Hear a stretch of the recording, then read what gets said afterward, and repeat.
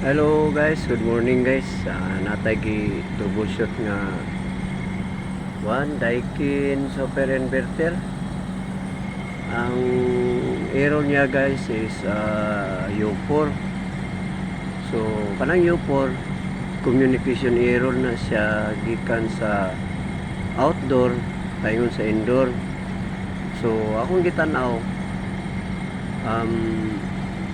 na siya lose contact sa iyang communication wire mo man yung communication cable din guys kaning area circuit. So muna yung main board, inverter board. So nakaatasa sa iya yung communication board. So akong gi-check naalan siya gamay nga lose contact.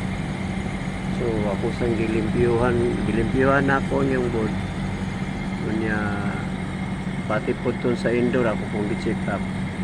So far okay naman na nasa contact na kuha. So akong gi-reset sa utro ang power supply niya guys, yung circuit breaker. So karon akong paandar siya kali sa Ginoo guys, na andar man pud siya. Andar naman atong unit na andar na nag-waste na po yung suction o yung liquid line. Moist na okay naman siya pugno na.